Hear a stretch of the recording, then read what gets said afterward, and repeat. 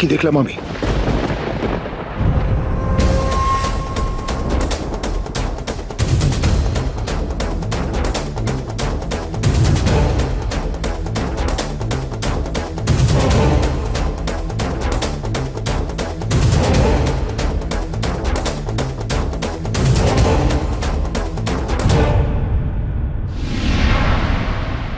ও বনি, বনি প্লিজ এই মালার মুকুটটা পরে নে শোনা।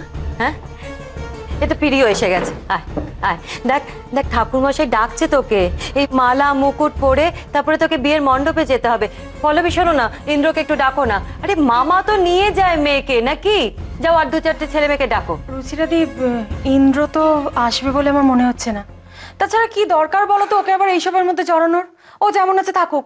শোনো না, তুমি এদিকটা দেখো, আমি বরং বাইরেটা দেখে আসি। ঠিক আছে? ঠিক আছে বনি, আয় আয় শোনা, আয় আয় আয় আয় আয়। মামি, বনয় প্লিজ তুমি একটু বোঝার চেষ্টা করো না। আমি বিয়ে করতে পারবো না। এইভাবে সবার সামনে কোন এসেছে আমি বুঝতে পারবো না। বড় মামি প্লিজ প্লিজ একটু বোঝার চেষ্টা করো। বনি ডার্লিং, এখন এসব বলে কোনো লাভ আছে? হ্যাঁ বল, কোনো লাভ নেই। আর তাছাড়া তুই তো সোমনাথদাকে চিনিস, তোর বাবাকে তো চিনিস। এখন এই সমস্ত শুনলে কত বড় স্টেপ নেবে তুই ভাবতেও পারছিস না সেটা। আমি পারবো না, পারবো না। আমি বসবো না এই পিড়িতে। বনি নিয়ম বলে তো একটা জিনিস আছে, তাই না? হ্যাঁ চল চল, এই মালাটা পরে মুকুটটা পরে পান পাতা দিয়ে মুখ ঢেকে তবে তো কোণে যায়, তাই না, বিয়ের মণ্ডপে। চল আয়। নিয়ম নিয়ম নিয়ম বন্ধ করো তোমাদের নিয়ম। আমার আমার দম বন্ধ হয়ে আসছে। কেন বুঝতে পারছো না তোমরা? আমি এ বিয়ে করবো না বলেছি মানে করবো না, ব্যাস। ব্যাস করলে চলবে না বাবু। দেখ বাইরে এত লোকজন এসেছে, এত গেস্ট এসেছে, বরযাত্রীর লোক এসে গেছে, তুই এখন বলছিস ব্যাস? হ্যাঁ, বিয়ের পিড়িতে বসতে চাইছে না, কিন্তু কেন? বাড়ির অন্য কেউ এসব জানার আগে ছোটাকে ব্যাপারটা জানানো উচিত। যাই যাই গিয়ে বলি। বেশ, তুই যখন আমার কথা শুনবিই না ঠিক করেছিস, তাহলে তাহলে বাধ্য হয়ে আমাকে সোমনাথদাকে ডাকতেই হচ্ছে। যা ইচ্ছে করো তোমরা, আমি এ বিয়ে করতে পারবো না, পারবো না, পারবো না।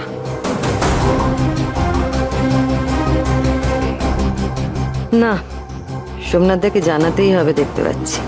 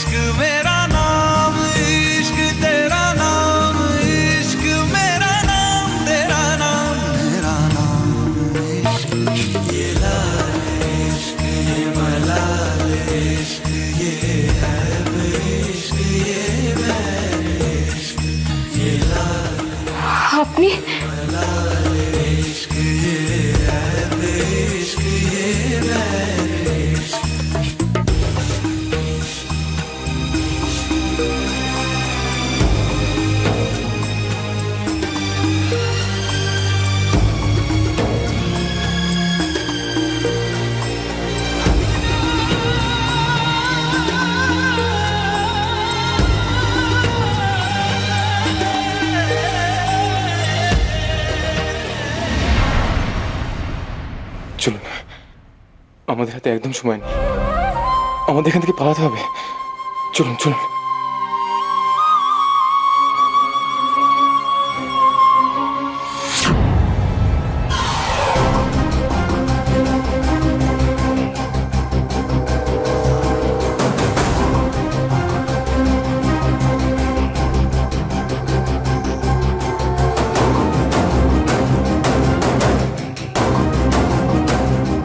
তুই যদি আমার কথা না শুনি তাহলে কিন্তু আমার লোকেরা ওকে আরো বেশি করে মারবে, তখন এই চিৎকারগুলো আরো বেড়ে যাবে, মাত্রা ছাড়িয়ে যাবে। দরকার পড়লে মেরেই ফেলবো এই চাষাটাকে।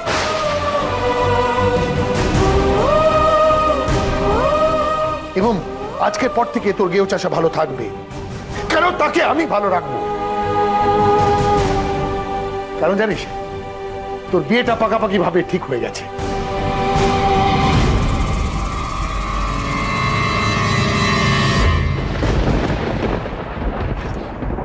চলে যান, চলে যান আপনি।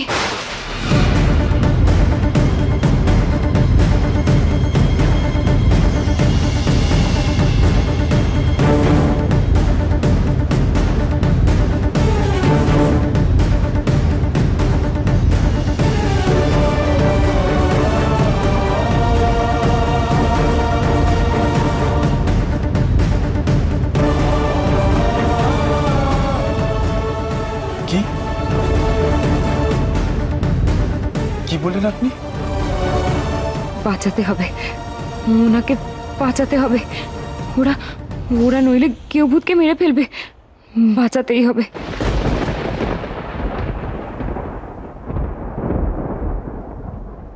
চলে যান, চলে যান আপনি। কেন এসেছেন আপনি এখানে? আমি আপনার মুখও দেখতে চাই না।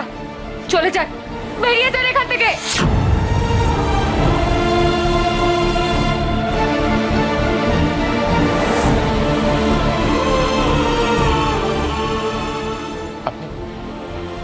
আপনি সব কি বলছেন?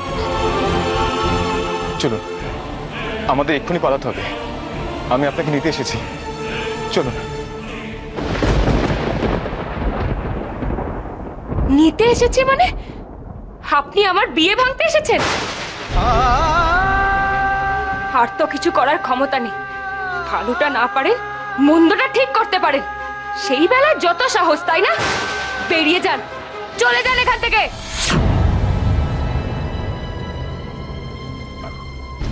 আপনি কি বলছেন? কেনই বা বলছেন? এটাই আপনার শোনা দরকার।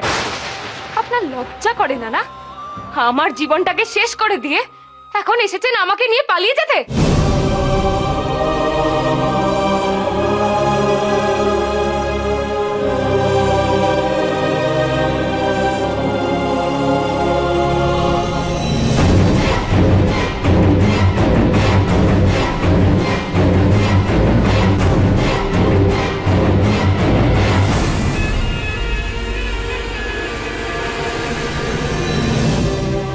আপনার জীবন আমি আমি শেষ করেছি? করেছেন তো। কি মুরত্তা আছে আপনার শুনি? আপনার সাথে পালিয়ে গিয়ে আমি পভার্টি, দুঃখ, কষ্ট, যন্ত্রণা ছাড়া আর কিচ্ছু পাইনি। I hate poverty and I hate you. I simply hate you. তাই চলে যান, চলে যান এখান থেকে, এখান থেকে। আপনি আপনি আমাকে তাড়িয়ে দিচ্ছেন? হ্যাঁ, আমি আপনাকে তাড়িয়ে দিচ্ছি। কি মনে করেন আপনি নিজেকে? হ্যাঁ, আপনি চাইবেন আর আমি আপনার হাত ধরে পালিয়ে যাব? কি ভেবেছেনটা কি আপনি?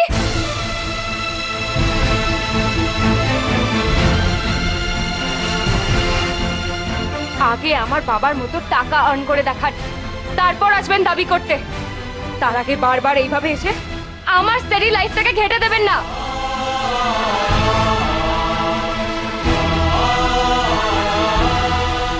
আপনার জন্য, শুধু আপনার জন্য অনেক স্ট্রাগল করেছি আমি। হার পাচ্ছি না, আর আমার দ্বারা হবে না।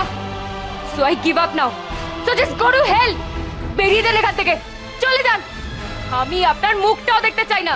চলে যান, বেরিয়ে যান এখান থেকে, বেরিয়ে যান বলছি। আপনার জন্য, আপনার জন্য যদি আমার বদনাম হয়ে আমার বিয়েটা ভেঙে যায়, আমি কিন্তু আপনাকে কোনোদিনও ক্ষমা করব না, মাইন্ড ইট।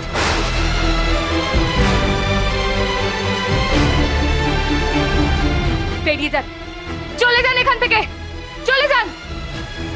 কি হলো, এখনো দাঁড়িয়ে রইলেন যে? বেরিয়ে যান, বেরিয়ে যান এখান থেকে, চলে যান, বেরিয়ে যান বলছি। আর শুনে রাখুন, আমি এই বিয়েটা করে নতুন করে নিজের জীবন শুরু করতে চাই, নিজের ভুলটাকে শুধরে বাঁচতে চাই আমি নতুন করে। বেরিয়ে যান, চলে যান, আপনি চলে যান এখান থেকে। আর আপনার মুখটাও দেখতে চাই না, বেরিয়ে যান, বেরিয়ে যান এখান থেকে।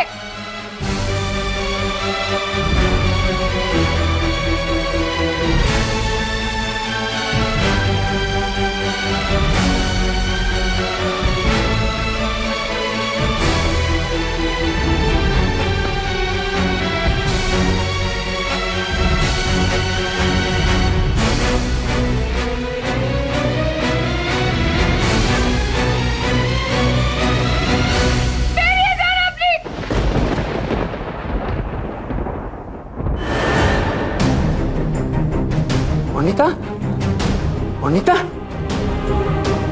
অনিতা,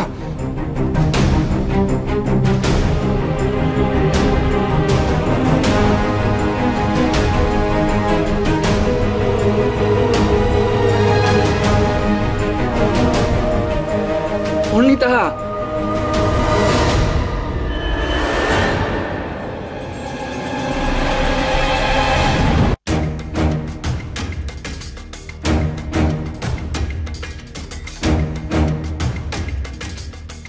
আমি আপনার মুখও দেখতে চাই না, চলে যান, বেরিয়ে যান এখান থেকে।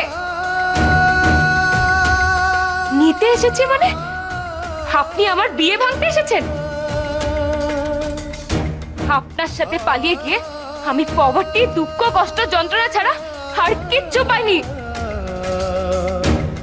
আগে আমার বাবার মতো টাকা আর্ন করে দেখান, তারপর আসবেন দাবি করতে।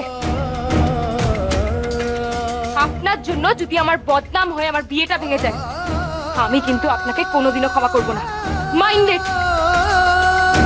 বেরিয়ে যান, চলে যান এখান থেকে, বেরিয়ে যান, চলে যান, চলে যান এখান থেকে, বেরিয়ে যান বলছি। আর শুনে রাখুন, আমি এই বিয়েটা করে নতুন করে নিজের জীবন শুরু করতে চাই, নিজের ভুলটাকে শুধরে বাঁচতে চাই আমি নতুন করে। বেরিয়ে যান, চলে যান আপনি। আমি এই বিয়েটা করে নতুন করে নিজের জীবন শুরু করতে চাই আমি নতুন করে।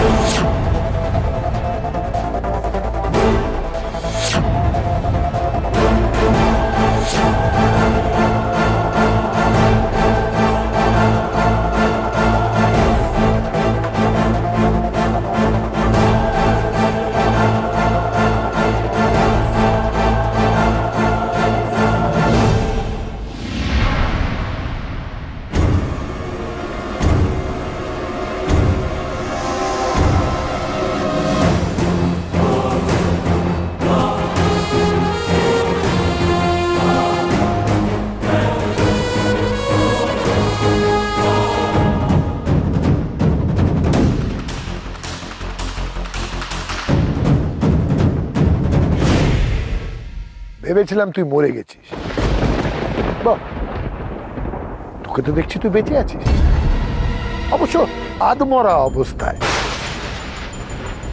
ভালো ভালো হলো তুই আধমরা অবস্থায় এখানে এলি।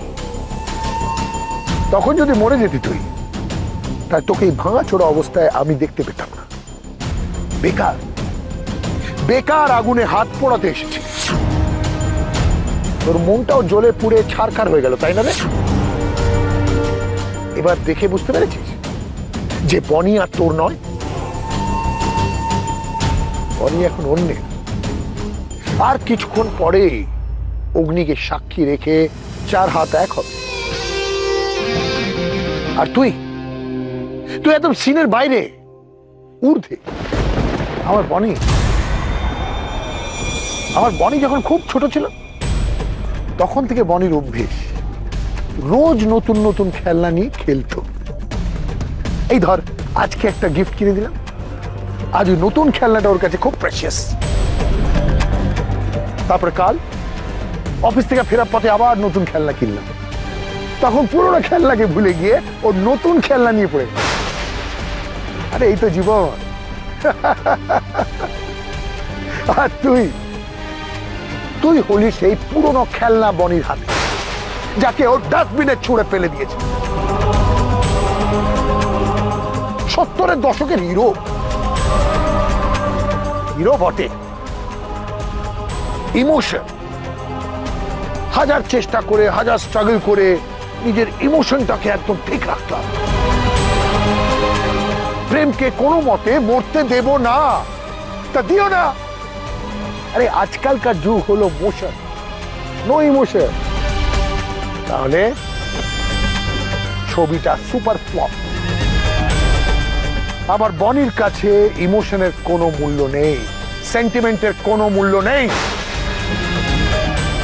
সেই প্রমাণ নিশ্চয় তুই পেয়ে গেলি নাকি আবার তোর হাতে নাতে ইমোশনের একটা ফর্মুলা দিয়ে দেবো? কোনটা? এই দেখলি না গেও চাষা, বনিকে আমি একটা হ্যান্ডসাম গুড লুকিং বয়ের সাথে ইন্ট্রোডিউস করলাম, তার নাম সোহম, এবং ও তোকে ভুলে গেল। মানে সোহম বনির লাইফের নতুন হিরো, তেমনি বনি এবার নিজের লাইফের নতুন স্টোরি লাইন নিয়ে ভাবতে শুরু করেছে, সেখানে তোর কোনো জায়গা নেই। ওর লাইফের স্টোরি লাইনে জুড়ে শুধু একটা নাম থাকবে, একটা হিরো থাকবে, সোহম, সোহম চৌধুরী, সোহম চৌধুরী। তবে এই স্ক্রিপ্টের সবচেয়ে বড় হিরো কে জানিস? রাম বড়া না ভাইয়া, সবসে বড়া রুপইয়া, মানে টাকা। সোহমের কত টাকা জানিস? সোহমের বিজনেসের এক মাসের যে টার্নওভার হয় সেটা তো সারা জীবনে রোজগার করতে পারবি না। তুই সোহমের কাছে চুনোপুটি, তোর কোনো ইলম আছে যে আমার মেয়েকে বিয়ে করতে চলেছিলি? আছে কোনো ইলম? ব্যাস, এবার আমি বলবো, আপনি শুনবেন।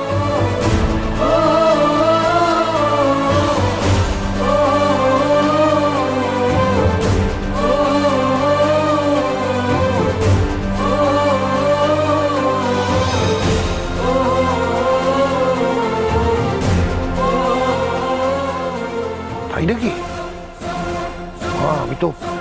আমি তো ভয় পেয়ে গেলাম, ভীষণভাবে ভয় পেয়ে গেলাম। বলো, এরপরেও তোমার যদি কিছু বলার থাকে বলো, বল বল বল বল। আমি জানি টাকার অনেক জোর, অনেক ক্ষমতা। হ্যাঁ, সেই ক্ষমতা আজকে আমার নেই। আমি আপনার সামনে দাঁড়িয়ে প্রতিজ্ঞা করছি, আমি একদিন এত টাকা রোজগার করব, এত টাকা রোজগার করব, আপনি বাধ্য হবেন আপনার মেয়েকে আমার কাছে ফিরিয়ে দিতে। হ্যাঁ, আপনি নিজে নিজে নিয়ে আসবেন আপনার মেয়েকে আমার সামনে। কি যেন বললেন? ইন্ট্রোডিউস। হ্যাঁ, একদিন আপনি আমাকে ইন্ট্রোডিউস করাবেন আপনার মেয়ের সামনে, তার নতুন হিরো হিসেবে। আর এটাই আমার চ্যালেঞ্জ।